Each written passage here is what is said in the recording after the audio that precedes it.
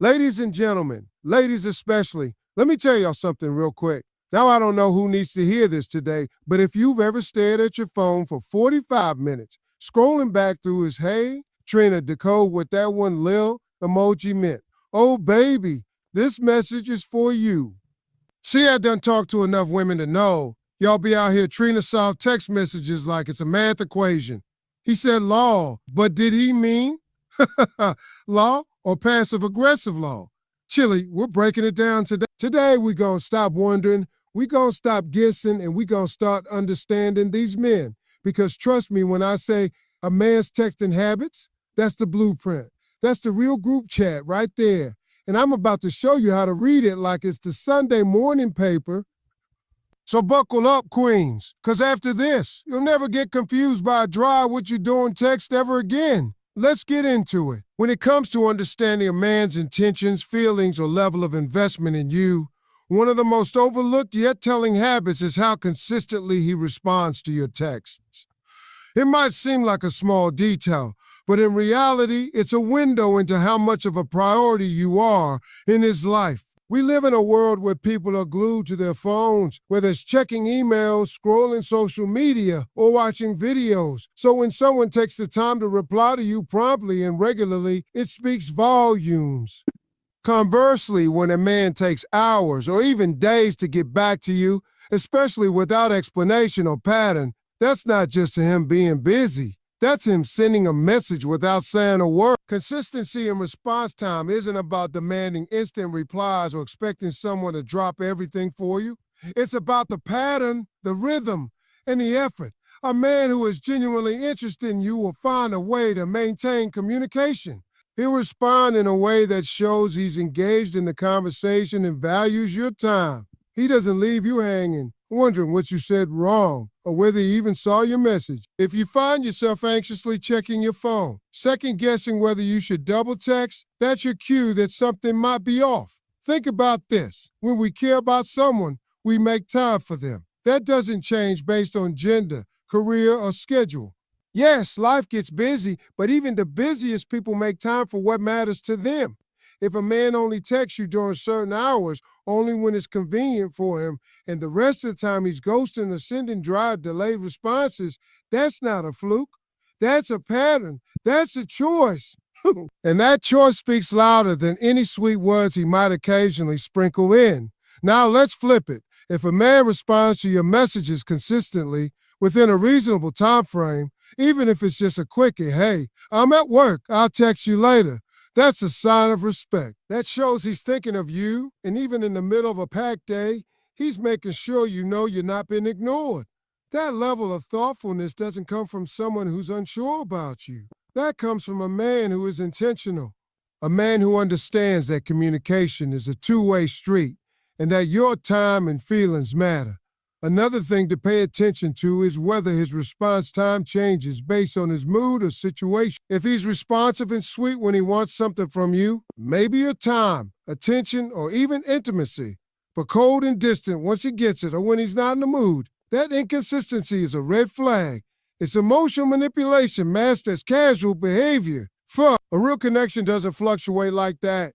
You shouldn't have to earn consistency. It should be the baseline. Men who are serious about you won't keep you in the dark. They won't leave your messages on read for hours and then come back acting like nothing happened. And if something does come up, because yes, emergencies and busy days are real, they communicate that. They'll say, hey, I'm swamped today, but I'll hit you back when I can.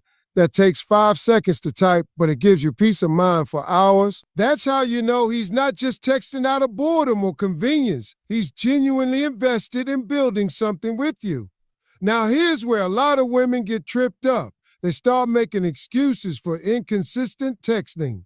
It may be he's just not a phone person, or he's really busy with work right now, or he said he doesn't like texting much. Let's keep it real. If a man is into you, he'll find a way to keep the lines of communication open, even if texting isn't his favorite thing. He might switch to calling or suggest in-person time, but he won't leave you guessing. When the interest is real, the effort is obvious. And don't get it twisted.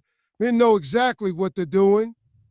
If they're slow to reply, ignoring text for hours or days, and never initiate the conversation, they're creating a dynamic where you start doing all the chasing. You start adjusting your expectations, shrinking your needs, and settling for breadcrumbs of attention. That's how the power dynamic flips.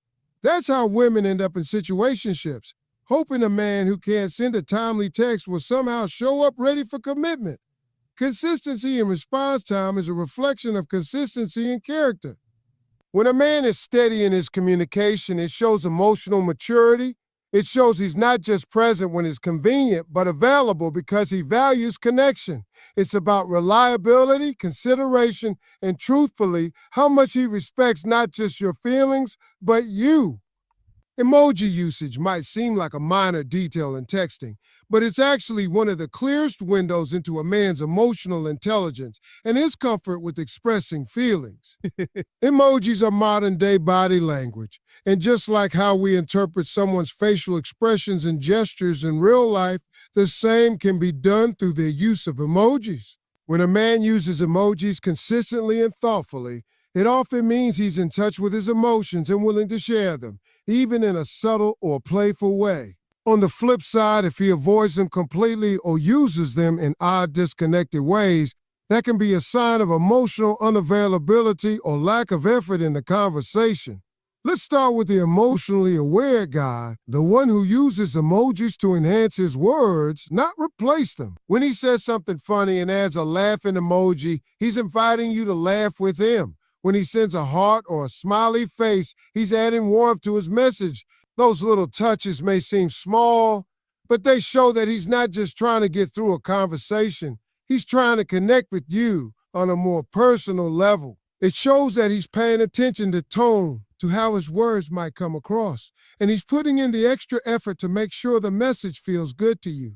Now, that doesn't mean a man has to fill his text with hearts and kissy faces to prove he's emotionally intelligent. What matters more is how he uses emojis, not how often. Does he use them to clarify his tone, to lighten the mood, to show affection or humor? If yes, that's emotional awareness. He's recognizing that texting lacks tone and facial expression, so he's adding those elements in to avoid miscommunication or confusion. That's someone who understands how emotions work, even through a screen. But then you've got the opposite type, the dry texter, the guy who never uses any emojis, never adds anything extra, just keeps it short, flat and cold. It's not about him being a manly or just having a different texting style. More often than not, that lack of expression is a reflection of how he communicates emotionally in real life too. If he struggles to show emotion in text, he's likely going to struggle in person when it matters most. It can be a sign that he either doesn't want to put in the effort to connect emotionally, or he simply lacks the tools to do it. There's also the overuser.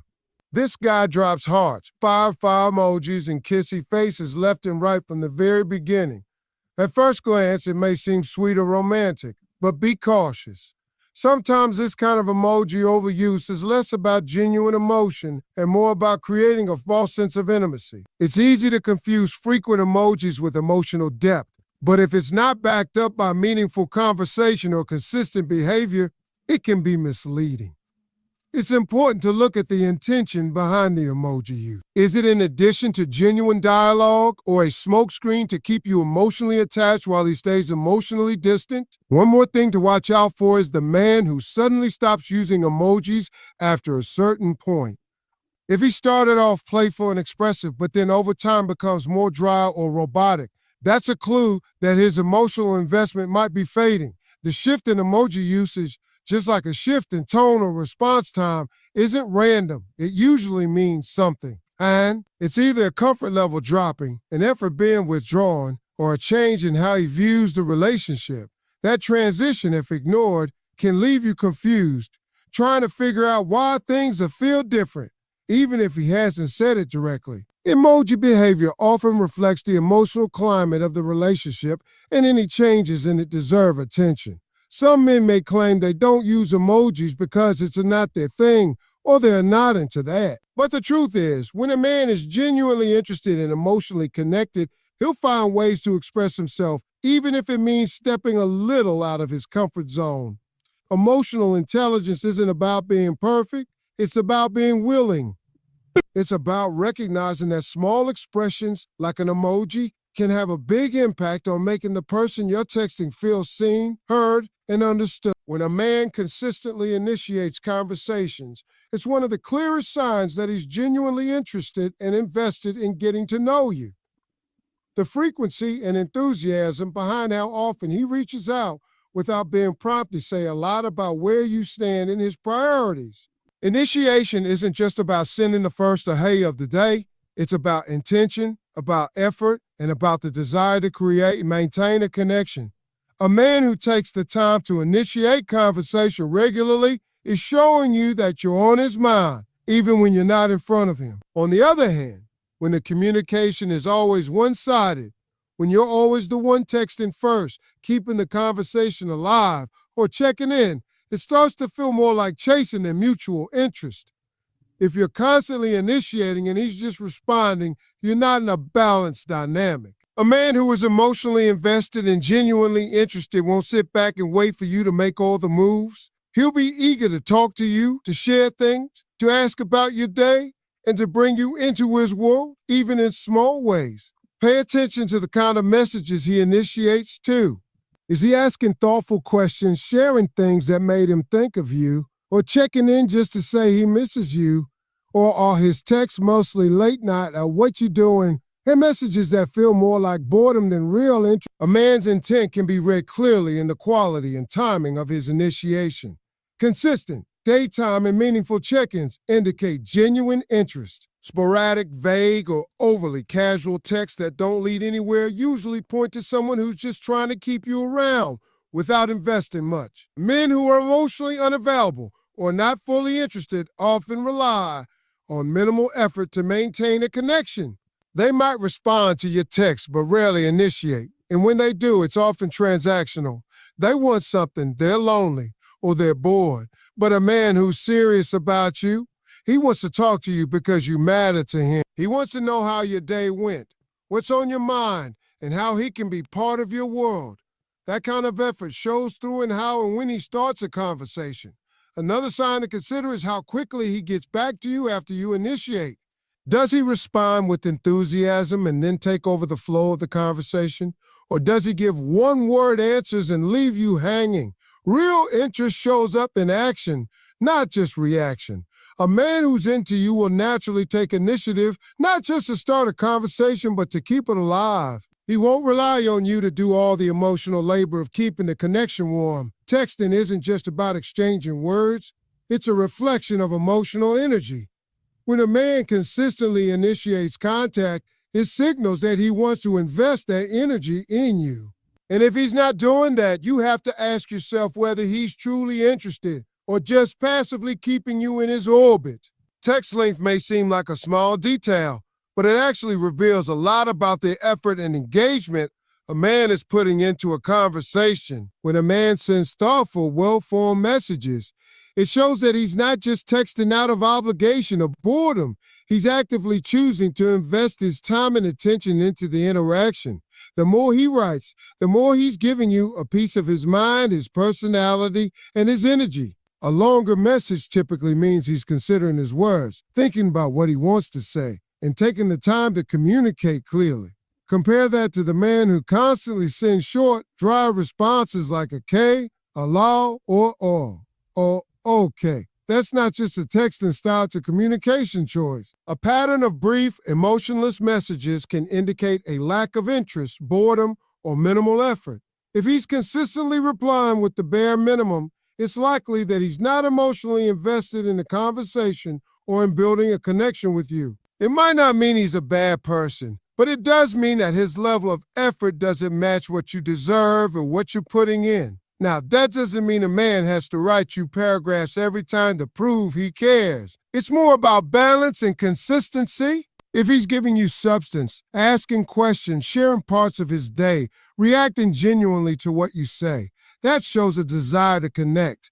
Even if the messages aren't long, they can still be meaningful if they contain effort, humor, or personal touches. But if every conversation feels like you're pulling teeth to get a real response or reaction, that's not engagement. That's indifference in disguise. The way he texts you should feel like a conversation, not an interrogation. If he's invested, he won't just answer your questions. He'll also ask his own. He won't just respond. He'll contribute. A man who cares about the dialogue will want it to flow. He'll want to know more about you, to share about himself, and to build that back and forth exchange that creates emotional connection. The length of his text is just one piece of that, but it's a very visible one. It shows that he's not rushing through, that he values the interaction, and that he's trying to keep the conversation alive.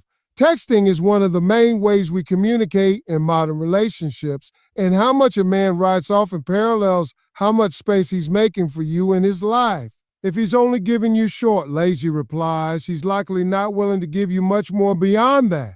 But if his texts feel thoughtful, intentional, and engaged, it's because he's actually thinking about you, not just responding to you. There's a difference between someone who texts you when they're bored and someone who texts you because they genuinely want to connect. That difference often shows up in the length, tone, and substance of the messages he sends. The tone and language a man uses in his texts offer a direct look into how he sees you, respects you, and handles emotional connection. The choice of words, the way he addresses you, and even the style of humor or sarcasm he uses all contribute to the emotional atmosphere he creates in your interactions. If he texts you with kindness, clarity, and consistency, he's showing that he understands the importance of respectful communication. It doesn't take a deep conversation to take respect. It shows up in the everyday exchanges, the good mornings, the way he responds to your thoughts, and how he navigates disagreement or misunderstanding. A man who respects you won't use dismissive language. He won't belittle your feelings or brush off your questions with passive-aggressive remarks or jokes at your expense. He'll be mindful of how his words might make you feel, even through a screen. Respect shows up in small details. How he answers when you're vulnerable, how he reacts if you express frustration, or how he responds when something's clearly bothering you. If he's quick to defend himself, make jokes, or shift blame when a serious topic comes up, that's not just immaturity. It's a control tactic disguised as personality. When a man uses language that's unclear, hot and cold, or filled with contradictions, it often points to emotional manipulation. Phrases like "you're overthinking it," or "don't take it so seriously," or "I didn't mean it like that," can be used to dismiss valid feelings. If you find yourself constantly rereading his messages, trying to decode if he's upset, joking, or pulling away, that emotional confusion is usually intentional. Some men create that ambiguity on purpose to avoid commitment while keeping your interest. The tone of their messages keeps you uncertain enough to stick around, but never secure enough to feel stable. Pay attention to how he communicates when he doesn't get his way. If his tone shifts, becomes colder, sharper, or more distant after a disagreement, or if you set a boundary, that change isn't random. It's a reflection of how he handles discomfort or conflict. A man who respects you will still be kind, even when he's not happy. He won't use guilt, sarcasm, or emotional silence as punishment. He'll still communicate with maturity, even when the conversation is difficult. That's how emotional safety is built. You can also learn a lot from how he speaks about others in his texts. If he's constantly gossiping, speaking negatively about his exes, or using degrading language when referring to women, that's not just venting. That's a value system revealing itself. Sooner or later, that tone will be directed at you. The way he talks to you and about people in general gives insight into his character and his capacity for emotional responsibility. Language is power, and men who understand that will use it with care. The ones who don't will use it to dominate, confuse, or deflect. Texts are a form of emotional energy, and whether his tone feels supportive or controlling will shape the way you feel in the relationship. Words can build intimacy or create distance, and the tone behind them always tells you which one he's doing. You don't need closure, you need distance. That truth can be hard to swallow, especially when your heart is still tangled in memories, questions, and what-ifs. We're taught to believe that closure is the final step, that is something someone else gives us to help us move on. We wait for it, crave it, sometimes even beg for it, thinking that if we just understood why, if we just heard the right words, if we could just make sense of the ending, we'd finally be able to let go. But the reality is, closure is not something you're given, it's something you decide. Distance is what brings clarity. It's what allows the fog to lift, the emotions to settle, the truth to rise to the surface without the noise of someone else's presence clouding your perspective. When you step back, when you create space, when you stop checking in, stop reading between the lines, stop hoping for that final conversation, that's when you start to see things clearly. You start to realize that the closure you were waiting for wasn't really about them explaining anything. It was about you needing permission to stop holding on. And that permission doesn't have to come from them. It can come from you. Closure often becomes a trap. It keeps you tethered to the past. It makes you believe the story can't end until you both agree on the final chapter. But life doesn't work like that. People ghost. People lie. People leave without explanation. And if you wait on them to give you peace, you'll stay stuck in a place they already left behind. That's not healing. That's self-abandonment disguised as hope. Distance, on the other hand, is an act of power. It's not about bitterness or avoidance. It's about protection. It's choosing to remove yourself from the environment that kept you small, confused, hurt, or doubting yourself. It's allowing yourself to breathe without their presence pressing against your healing. It's giving your soul the room it needs to recalibrate, to remember who you are, and to rebuild without interfering. The truth is, some people will never give you the answers you seek because they don't have the emotional capacity, the courage, or the respect to face what they've done. And you have to be okay with that. You have to stop waiting for them to grow enough to say what they should have said when it mattered. Your healing can't depend on their maturity. Your peace can't be postponed until they apologize. When you choose distance, you choose to stop participating in a story that's already over. You choose to let the unanswered questions remain unanswered. You choose to stop opening a wound just to see if it still hurts. That's when real healing begins. Not when someone else tells you it's over, but when you decide it is. When you no longer need their voice to silence your doubt.